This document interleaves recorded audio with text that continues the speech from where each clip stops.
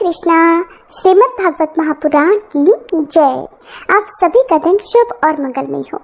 आज सुनिए भागवत पुराण में आगे की कथा। श्री सुखदेव जी कहते हैं कि हे राजन, प्रयोजनवश सूकर बने श्री हरि की कथा को मैत्रेय जी के मुख से सुनकर भी भक्ति व्रतधारी विदुर जी की पूर्ण तृप्ति नहीं हुई।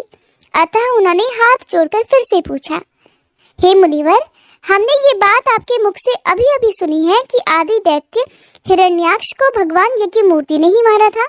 हे ब्राह्मण, जिस समय भगवान लीला से ही अपनी दाढ़ों पर रखकर पृथ्वी को जल में से निकाल रहे थे, उस समय उनसे दैत्यराज हिरण्याक्ष की मुठभेड़ किस कारण हुई थी? तब श्री मैत्रेय जी कहते हैं कि हे विदुर जी, तुम्हारा प्रश्न तो बड़ा ही सुंदर है, क्योंकि तुम श्री हरि की अवतार की कथा के विषय में ही पूछ रहे हो, जो मनुष्यों के मृत्युपाश का छेदन करने वाली है। देखो, उत्तानपाद का पुत्र ध्रुव बालकपन में श्री नारद जी की सुनाई हुई हरि कथा के प्रभाव से ही मृत्यु के सिर पर पैर रखकर भगवान के परम पद पर आरूढ़ हो गया था। पूर्व काल में एक बार इसी बारह भगवान और हिरण्याक्ष के युद्ध के विषय में देवताओं के प्रश्न करने पर देवादिदेव श्री ब्रह्मा जी ने उन्हें यह इतिहास सुनाया था, और उसी की परंपरा से मैंने भी सुना है। हे विदुर जी, एक बार राजा दक्ष की पुत्री दिति ने पुत्र प्राप्ति की इच्छा से कामातुर होकर सायंकाल के समय ही अपने पति मरीचि नंदन कश्यप जी से प्रार्थना की थी। उस समय कश्यप जी खीर की आहुतियों द्वारा अग्निजन भगवान यज्ञपति का आराधना कर सूर्यास्त का समय जानकर अग्निशाला में ध्यानस्थ होकर बैठे हुए थे, तपस्या कर रहे थे। तब दिति ने उनसे कहा, हे विद्वन, मतवाला हाथी जैसे केले के वृक्ष को मसल डालता है, उसी प्रकार यह प्रसिद्ध धनुर्धर कामदेव मुझ अबला पर जोर जताकर आपके लिए मुझे बेचैन कर रहा है। अपनी पुत्रवती सौतों की सुख समृद्धि को देखकर मैं ईर्ष्या की आग से जली जा रही हूँ। अतः आप मुझ पर कृपा कीजिए। जिनके गर्भ से आप जैसा पति पुत्र रूप से उत्पन्न होता है, वे ही स्त्रियां अपने पतियों से सम्मानित समझी जाती हैं। उनका सुयश संसार में सर्वत्र फैल जाता है। हमारे पिता प्रजापति दक्ष का अपनी पुत्रियों पर बड़ा स्नेह था। एक बार उन्होंने हम सबको अलग अलग बुलाकर पूछा था कि किसे तुम अपना पति बनाना चाहती हो। तब वे अपनी संतान की सब प्रकार की चिंता रखते थे। अतः हमारा भाव जानकर उन्होंने उनमें से हम 13 पुत्रियों को, जो आपके गुण स्वभाव के अनुरूप थी, आपके साथ ही ब्याह दिया। अतः हे मंगल मूर्ति कमल नयन, आप मेरी इच्छा पूर्ण कीजिए, क्योंकि हे महत्तम, आप जैसे महापुरुषों के पास दीन जनों का तो आना जाना निष्फल ही नहीं होता।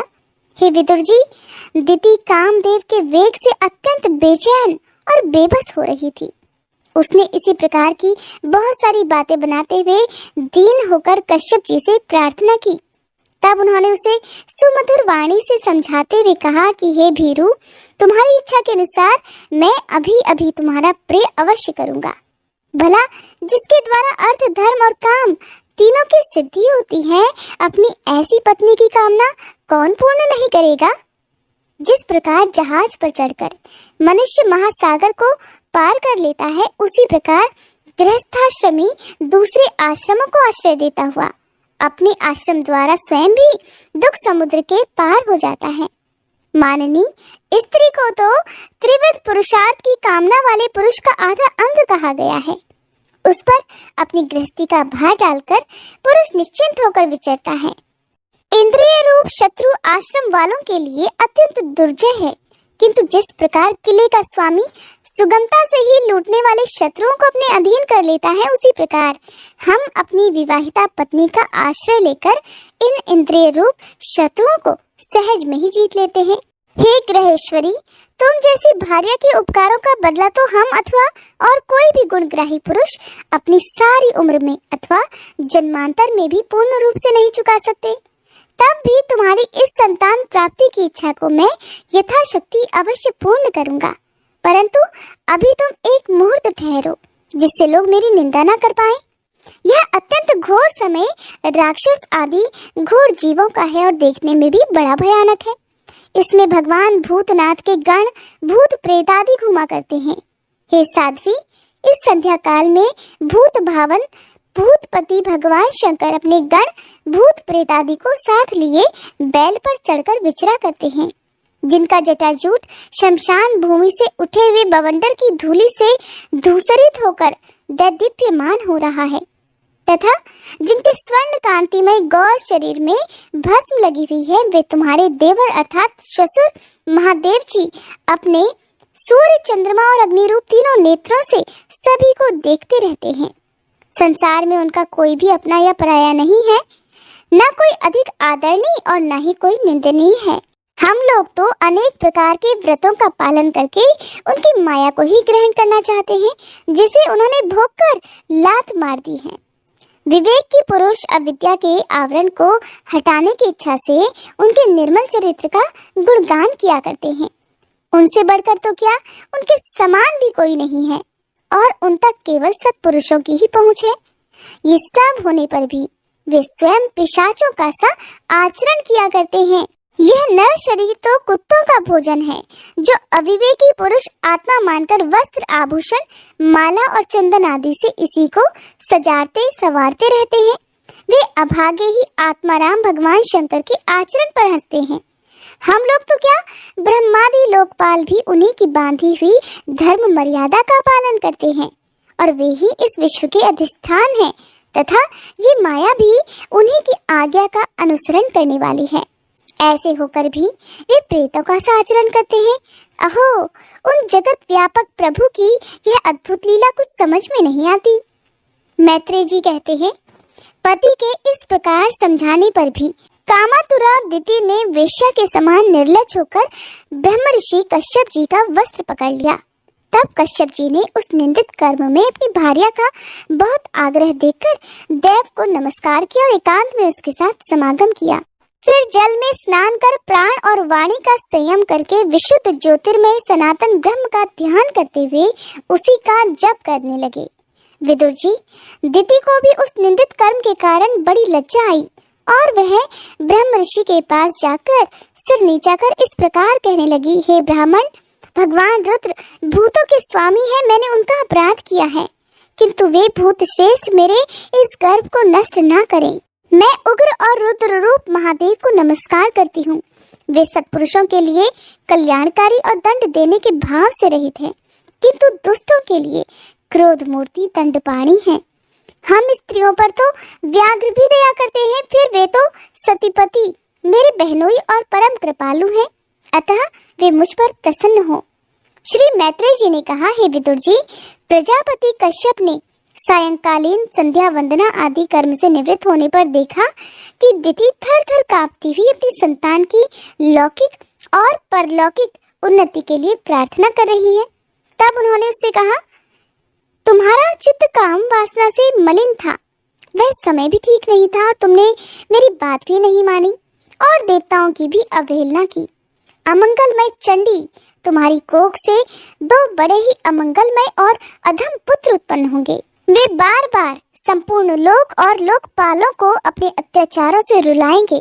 जब उनके हाथ से बहुत से निरपराध और दीन प्राणी मारे जाने लगेंगे, स्त्रियों पर अत्याचार होने लगेंगे और महात्माओं को क्षुब्ध किया जाने लगेगा, उस समय संपूर्ण लोकों की रक्षा करने वाले श्री जगदीश्वर कुपित होकर अवतार धारण करेंगे और इंद्र जैसे पर्वतों का दमन करता है, ठीक उसी प्रकार उनका वध करेंगे। ये बात सुनकर दिति ने कहा, हे प्रभु, यही मैं भी चाहती हूँ कि यदि मेरे पुत्रों का वध हो तो वह साक्षात भगवान चक्रपाणि के हाथों से ही हो, कुपित ब्राह्मणों के शाप आदि से न हो। जो जीव ब्राह्मणों के श्राप से दग्ध और प्राणियों को भय देने वाला होता है, वह किसी भी योनि में जाए उस पर नार के जीव भी दया नहीं करते। कश्यप ऋषि ने कहा, हे देवी, तुमने अपने किए पर शोक और पश्चाताप प्रकट किया है।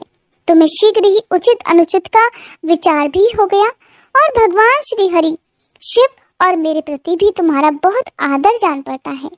इसलिए तुम्हारे एक पुत्र के 4 पुत्रों में से एक ऐसा भी होगा जिसका सत्पुरुष भी मान करेंगे और जिसके पवित्र यश को भक्तजन भगवान के गुणों के साथ पाएंगे।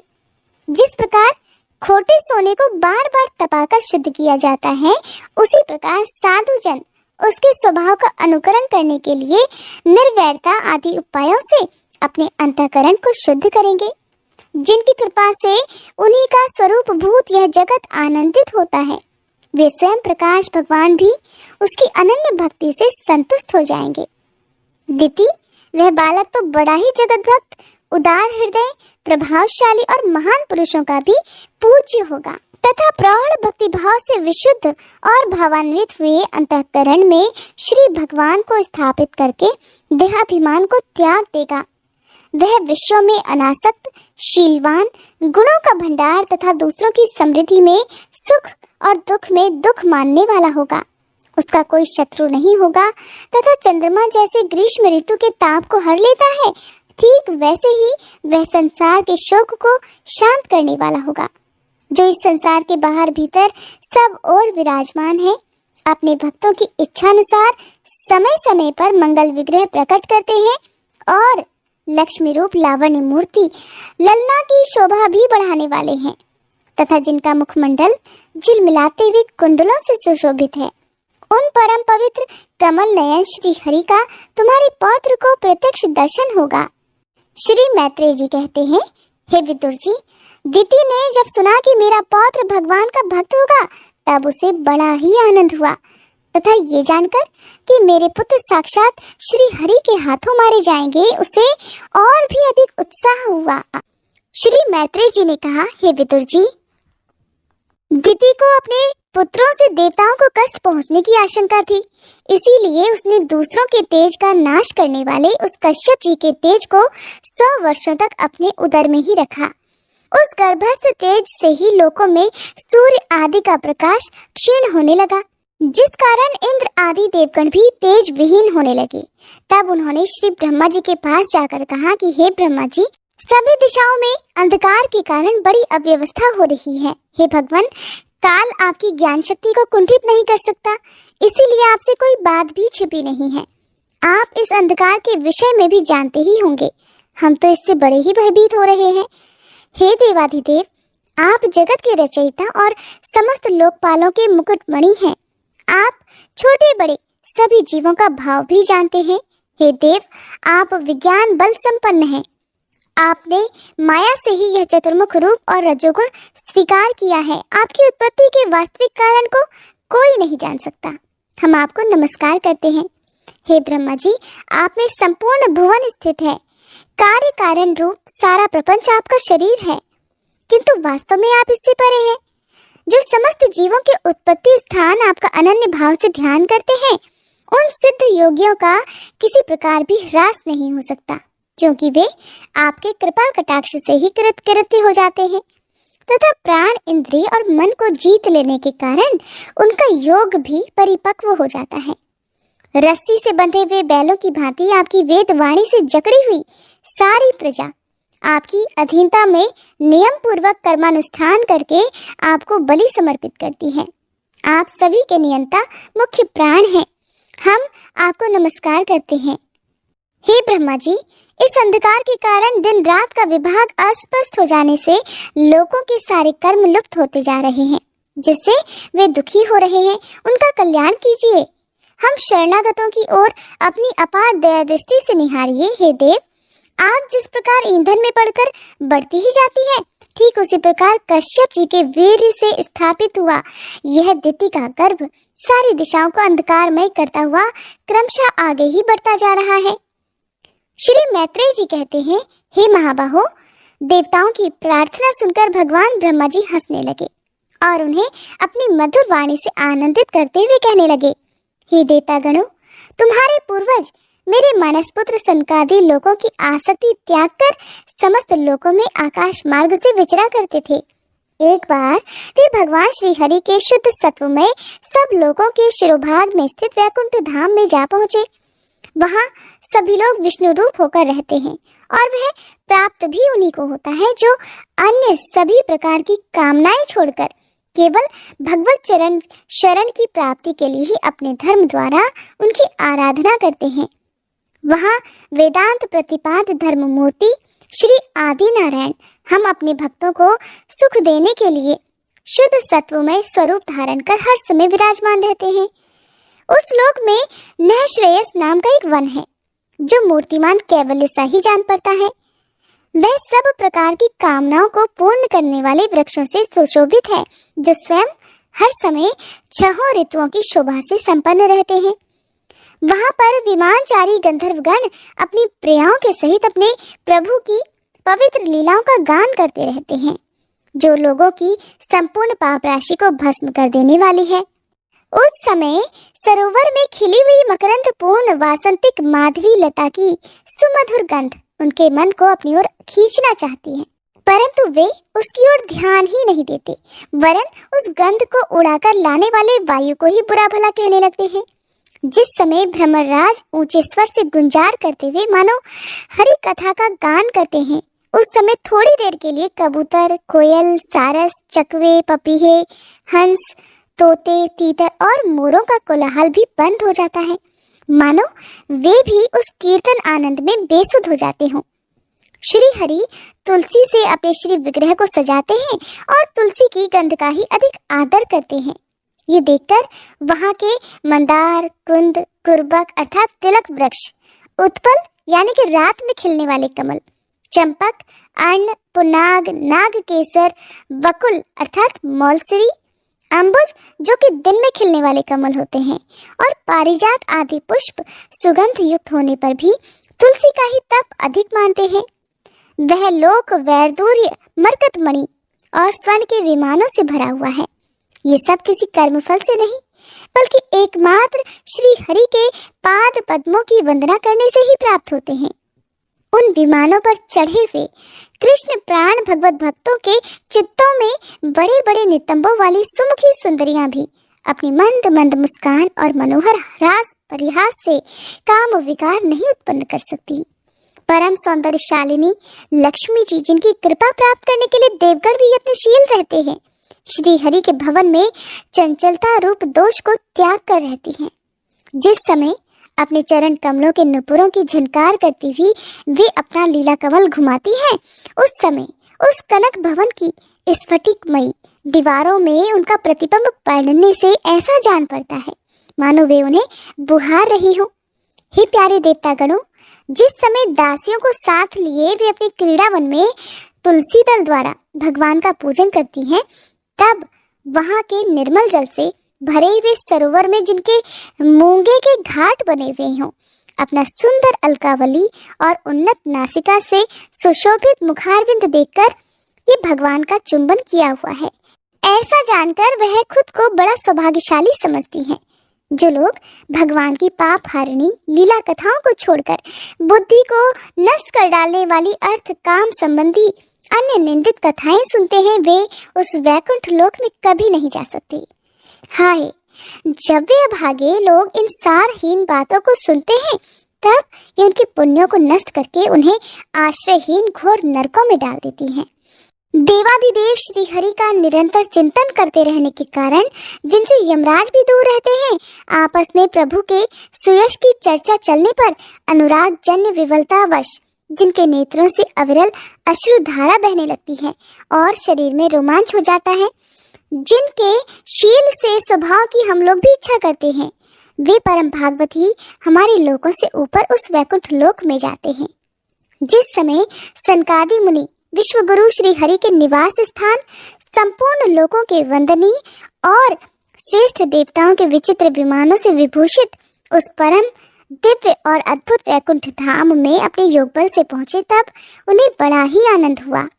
भगवत दर्शन की लालसा से अन्य दर्शनीय सामग्री की उपेक्षा करते हुए वैकुंठ धाम की 6 ड्योढ़ियां पार करके जब वे 7वीं पर पहुंचे, तब वहां उन्हें हाथ में गदा लिए 2 समान आयु वाले देवश्रेष्ठ दिखलाई दिए, जो बाजूबंद, कुंडल और किरीट आदि अनेकों अमूल्य आभूषणों से अलंकृत थे।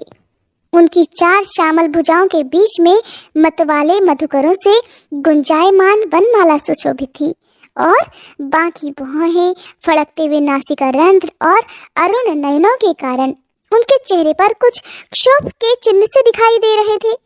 उनके इस प्रकार देखते रहने पर भी वे मुनिगण उनसे बिना कुछ पूछताछ किए जैसे स्वर्ण और वज्रमय किवाड़ों से युक्त पहली 6 ड्योढ़ी लांग कर आए थे, ठीक उसी प्रकार उनके द्वार में भी घुस गए।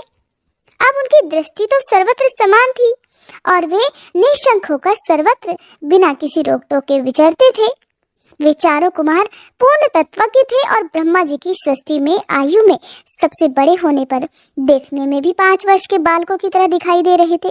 वे दिगंबर वृत्ति से अर्थात नंग धड़ंग रहते थे। उन्हें इस प्रकार निसंकोच रूप से भीतर जाते देखकर उन द्वारपालों ने भगवान के शील स्वभाव के विपरीत सनकादि के तेज की हंसी उड़ाते हुए उन्हें बेतड़ा कर रोक दिया। यद्यपि वे ऐसे दुर्व्यवहार के योग्य नहीं थे। इस अध्याय में आप जिन सनकादि की बात सुन रहे हैं, ये वही सनकादि ऋषि हैं जिनका वर्णन अधिकतर महापुराणों में किया जाता है। जब उन द्वारपालों ने वैकुंठवासी देवताओं के सामने पूजा के सर्वश्रेष्ठ पात्र उन कुमारों को इस प्रकार रोका, तब अपने प्रियतम प्रभु के दर्शनों में विघ्न पड़ने के कारण उनके नेत्र सहसा कुछ कुछ क्रोध से लाल हो उठे और इस प्रकार वे कहने लगे, अरे द्वारपालों, जो लोग भगवान की महती सेवा के प्रभाव से इस लोक को प्राप्त होकर यहाँ निवास करते हैं, वे तो भगवान के समान ही समदर्शी होते हैं। तुम दोनों भी उन्हीं में से हो, किंतु तुम दोनों के स्वभाव में ऐसी विषमता क्यों है? भगवान तो परम शांत स्वभाव है, उनका किसी से विरोध भी नहीं है। फिर यहाँ ऐसा कौन है जिस पर शंका की जा सके? तुम स्वयं कपटी हो, इसी से अपने ही समान दूसरों पर भी शंका करते हो। भगवान के उदर में ये सारा ब्रह्मांड स्थित है, इसलिए यहाँ रहने वाले ज्ञानी जन सर्वात्मा श्री हरि से अपना कोई भेद नहीं देखते, बल्कि महाकाश में घटाकाश की भांति उसमें अपना अंतर्भाव देखते हैं। तुम तो देव रूपधारी हो, फिर भी तुम्हें ऐसा क्या दिखाई देता है जिससे तुमने भगवान के साथ कुछ भेदभाव के कारण होने वाले भय की कल्पना कर ली? तुम हो तो इन भगवान वैकुंठनाथ के पार्षद, किंतु तुम्हारी बुद्धि बहुत मंद है। इसलिए तुम्हारा कल्याण करने के लिए हम तुम्हें अपराध के योग्य दंड का विचार करते हैं। तुम अपनी भेद बुद्धि के दोष से इस वैकुंठ लोक से निकलकर उन पापमय योनियों में जाओ जहाँ काम, क्रोध, लोभ और प्राणियों की ये 3 शत्रु निवास करते हैं। सनकादि के ऐसे कठोर वचन सुनकर और ब्राह्मणों के श्राप को किसी भी प्रकार के शस्त्र समूह से निवारण होने योग्य न जानकर श्री हरि के वे दोनों पार्षद अत्यंत दीन भाव से उनके चरण पकड़कर पृथ्वी पर लौट गए। उनका नाम जय और विजय था। वे जानते थे कि इनके स्वामी श्री हरि भी ब्राह्मणों से बहुत डरते हैं। फिर उन्होंने अत्यंत आतुर होकर कहा, हे भगवान, हम अवश्य अपराधी हैं, अतः आपने हमें जो दंड दिया है वह उचित ही है और वह हमें मिलना भी चाहिए। हमने भगवान का अभिप्राय ना समझकर उनकी आज्ञा का उल्लंघन किया है। इससे हमें जो पाप लगा है वह आपके दिए हुए दंड से सर्वथा धुल जाएगा। किंतु हमारी इस दुर्दशा का विचार करके यदि करुणावश आपको थोड़ा सा भी अनुताप हो तो ऐसी कृपा कीजिए कि जिससे उन अधमाधम योनियों में जाने पर भी हमें भगवत स्मृति को नष्ट करने वाला मोह न प्राप्त हो सके। इधर जब साधु जनों के हृदय धन भगवान कमलनाथ को पता चला कि मेरे द्वारपालों ने सनकादि ऋषियों का अनादर किया है, तब वे लक्ष्मी जी के सहित अपने उन्हीं श्री चरणों से ही चलकर वहां पहुंचे जिन्हें परमहंस मुनिजन भी ढूंढते रहते हैं, सहज में पाते नहीं हैं।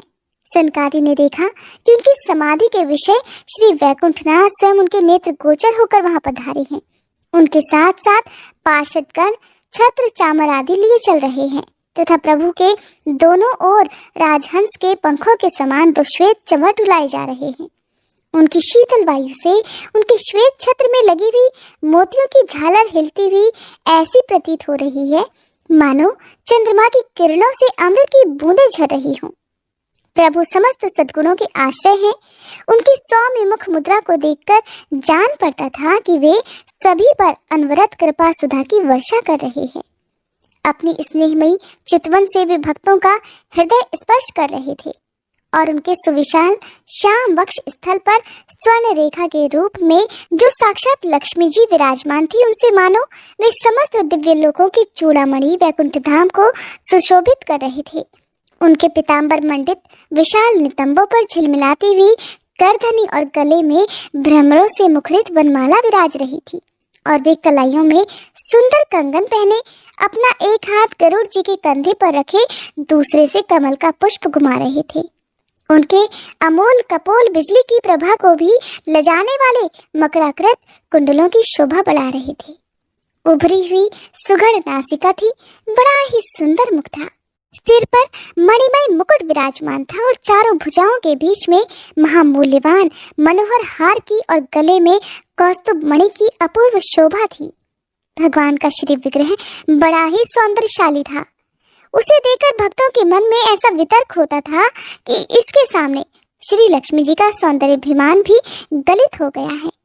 ब्रह्मा जी कहते हैं, हे देवता गणों, इस प्रकार मेरे महादेव के और तुम्हारे लिए परम सुंदर विग्रह धारण करने वाले श्री हरि को देखकर सनकादि मुनीश्वरों ने उन्हें सिर झुकाकर प्रणाम किया। उस समय उनकी अद्भुत छवि को निहारते निहारते उनके नेत्र तृप्त नहीं होते थे। सनकादि मुनीश्वर निरंतर ब्रह्मानंद में निमग्न रहा करते थे, किंतु जिस समय भगवान कमल नयन के चरणारविंद कमल मकरंद से मिली हुई तुलसी मंजरी के गंध से सुवासित वायु ने नासिका रंध्रों के द्वारा उनके अंतःकरण में प्रवेश किया, उस समय वे अपने शरीर को संभाल न सके और उस दिव्य गंध ने उनके मन में भी खलबली पैदा कर दी थी। भगवान का मुख नील कमल के समान था। अति सुंदर अधर और कुंदकली के समान मनोहर हास से उनकी शोभा और भी अधिक बढ़ गई थी। उसकी झांकी करके वे धन धन्य हो गए थे और फिर पद्मराग के समान लाल लाल नखों से सुशोभित उनके चरण कमल देखकर वे उन्हीं का ध्यान करने लगे।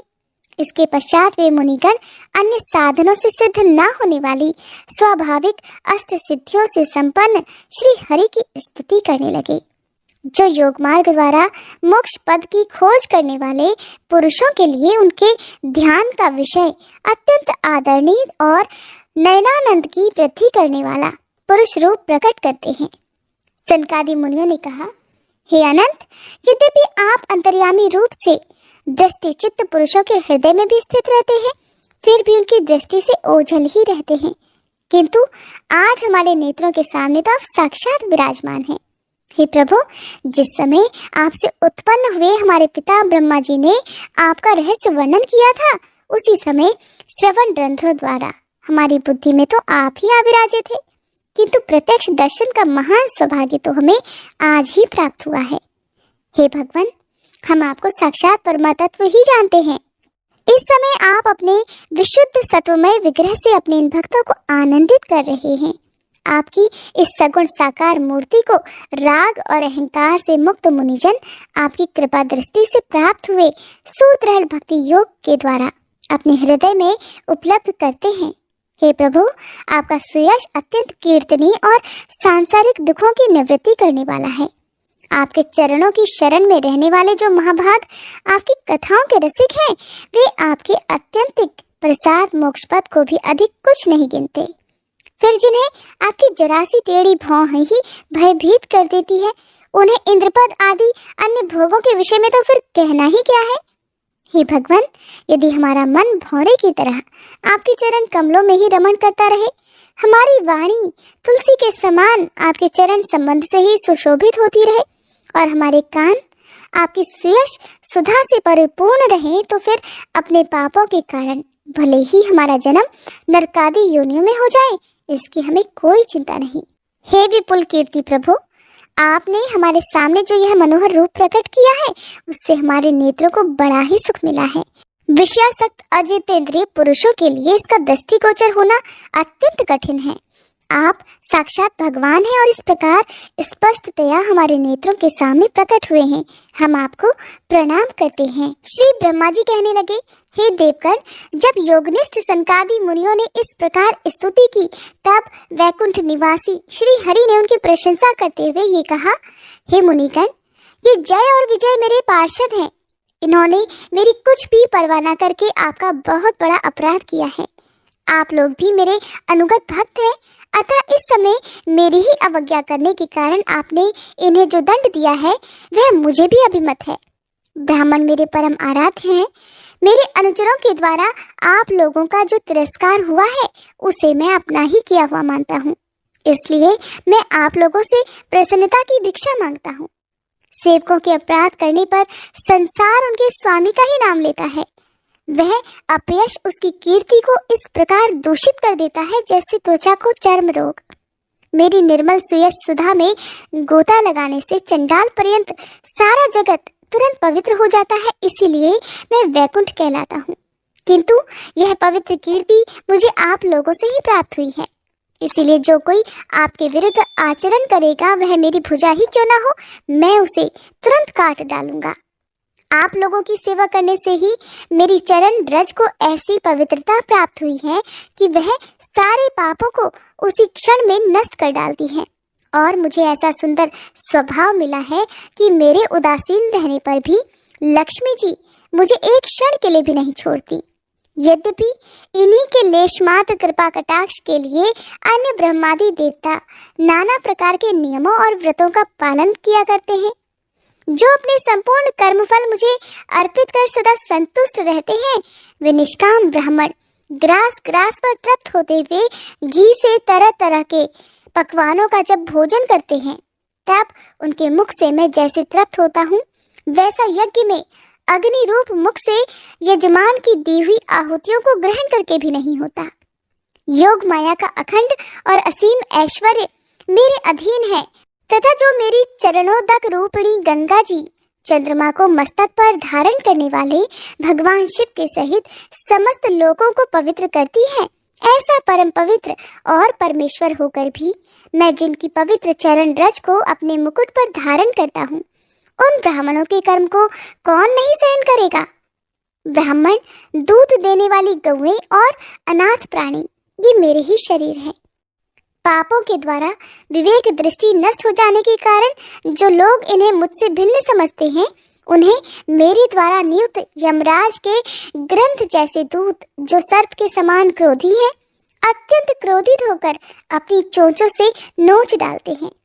ब्राह्मण तिरस्कार पूर्वक कटु भाषण भी करे तो भी जो उसमें मेरी भावना करके प्रसन्न मन से और अमृत भरी मुस्कान से युक्त मुख कमल से उनका आदर करते हैं, जैसे रूठे हुए पिता को पुत्र और आप लोगों को मैं मनाता हूँ, ठीक उसी प्रकार जो प्रेमपूर्ण वचनों से प्रार्थना करते हुए उन्हें शांत करते हैं, वे मुझे भी अपने वश में कर लेते हैं। मेरे इन सेवकों ने मेरा अभिप्राय ना समझकर ही आप लोगों का अपमान किया है, इसीलिए मेरे अनुरोध से आप केवल इतनी कृपा कर दीजिए कि इनका यह निर्वासन काल शीघ्र से शीघ्र समाप्त हो जाए। ये अपने अपराध के अनुरूप अधम गति को भोगकर शीघ्र ही मेरे पास लौट आए।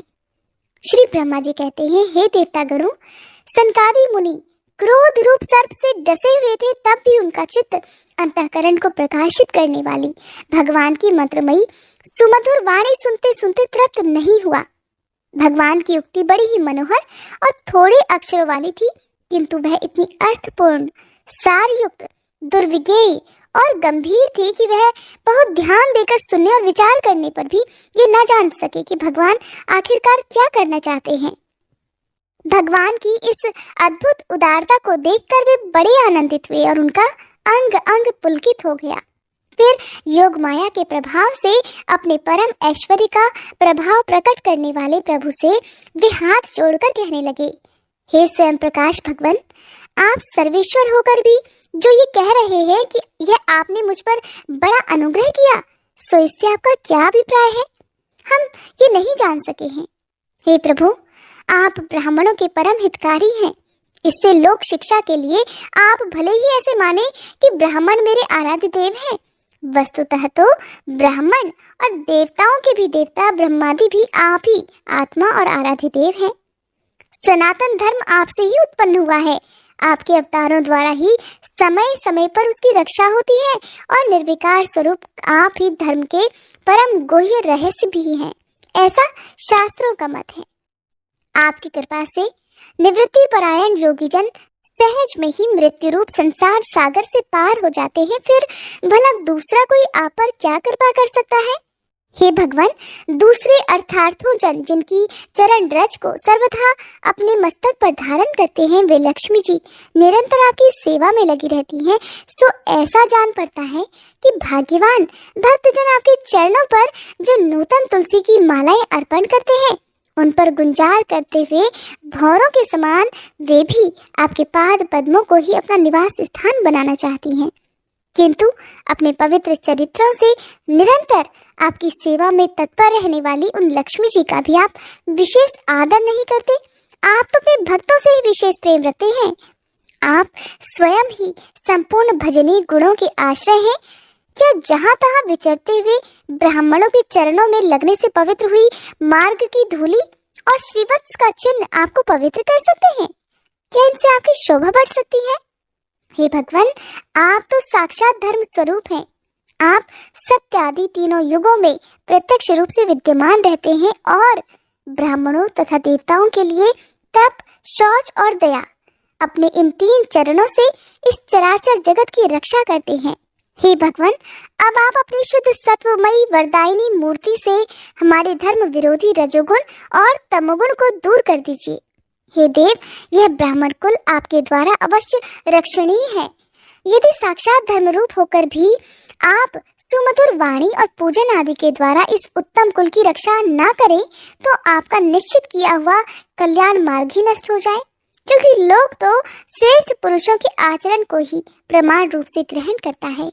हे प्रभु, आप सत्वगुण की खान हैं और सभी जीवों का कल्याण करने के लिए उत्सुक भी रहते हैं। इसी से आप के आगे का वृत्तांत राजा आदित्य में सुनिएगा। धर्म के शत्रुओं का संहार करते हैं, क्योंकि वेद मार्ग का उच्छेद आपको अभीष्ट नहीं है। आप त्रिलोकीनाथ और जगत प्रतिपालक होकर भी ब्राह्मणों के प्रति इतने नम्र रहते हैं, इससे आपके तेज की कोई हानि नहीं होती। ये तो आपकी लीला मात्र है। हे सर्वेश्वर, इन द्वारपालों को आप जैसा उचित समझे वैसा दंड दे दीजिए अथवा पुरस्कार रूप में इनकी वृत्ति बढ़ा दें। हम निष्कपट भाव से सब प्रकार आपसे सहमत हैं, अथवा हमने आपके इन निरपराध अनुचरों को श्राप तो दे दिया है, जिसके लिए यदि आप चाहें तो हे प्रभु हमको भी आप उचित दंड दे सकते हैं। हमें वह भी सहर्ष स्वीकार है। श्री भगवान ने कहा, हे मुनिगण, आपने इन्हें जो श्राप दिया है उसका सच जानिए, वह मेरी ही प्रेरणा से हुआ है। अब ये शीघ्र ही दैत्य योनि को प्राप्त होंगे और वहाँ क्रोधावेश से बढ़ी हुई एकाग्रता के कारण सुदृढ़ योग संपन्न होकर फिर जल्दी ही मेरे पास लौट आएंगे। श्री ब्रह्मा जी कहते हैं, इसके पश्चात उन मुनीश्वरों ने नयनाभिराम भगवान श्री हरि और उनके स्वयं प्रकाश वैकुंठ धाम के दर्शन करके प्रभु की परिक्रमा की और उन्हें प्रणाम कर तथा उनकी आज्ञा पाकर भगवान के ऐश्वर्य का वर्णन और गुणगान करते हुए बड़े प्रसन्न मन से वहां से लौट गए। फिर भगवान ने अपने अनुचरों से कहा, जाओ, मन में किसी प्रकार का भय मत करो, तुम्हारा कल्याण होगा। मैं सब कुछ करने में समर्थ होकर भी ब्रह्म तेज को मिटाना नहीं चाहता, क्योंकि ऐसा ही मुझे अभिमत भी है। एक बार जब मैं योग निद्रा में स्थित हो गया था, तब तुमने द्वार में प्रवेश करती हुई लक्ष्मी जी को रोका था। उस समय इन्होंने क्रुद्ध होकर पहले ही तुम्हें ये श्राप दे डाला था। अब दैत्य योनि में मेरे प्रति क्रोधाकार वृत्ति रहने से तुम्हें जो एकाग्रता प्राप्त होगी, उससे तुम इस विप्र तिरस्कार जनित पाप से मुक्त हो जाओगे और फिर थोड़े ही समय में मेरे पास वापस लौट आओगे। द्वारपालों को इस प्रकार आज्ञा देकर भगवान ने विमानों की श्रेणियों से सुसज्जित अपने सर्वाधिक श्री संपन्न धाम में प्रवेश किया। वे देव श्रेष्ठ जय विजय तो ब्रह्मश्राप के कारण उस अलंघनीय भगवत धाम में ही श्रीहीन हो गए। अब उनका सारा गर्व भी दूर हो चुका था। हे पुत्रों, फिर जब वैकुंठ लोक से वे दोनों गिरने लगे, तब वहां श्रेष्ठ विमानों पर बैठे हुए वैकुंठ वासियों ने महान हाहाकार मच गया। इस समय दिति के गर्भ में स्थित जो कश्यप जी का उग्र तेज है, उसमें भगवान के उन पार्षद प्रवरों ने ही प्रवेश किया है। उन दोनों असुरों के तेज से ही तुम सबका तेज फीका पड़ गया है। इस समय भगवान ऐसा ही करना चाहते हैं। जो आदि पुरुष संसार की उत्पत्ति, स्थिति और लय के कारण है, जिनकी योग माया को बड़े बड़े योगी जन भी बड़ी कठिनता से पार कर पाते हैं, वे सत्वादी तीनों गुणों के नियंता श्री हरि ही हमारा कल्याण करेंगे। अब इस विषय में हमारे विशेष विचार करने से भला क्या लाभ हो सकता है? हरे कृष्णा। आज के अध्याय में बस इतना ही। इसके आगे का वृतांत जानने के लिए आप कृपया अगले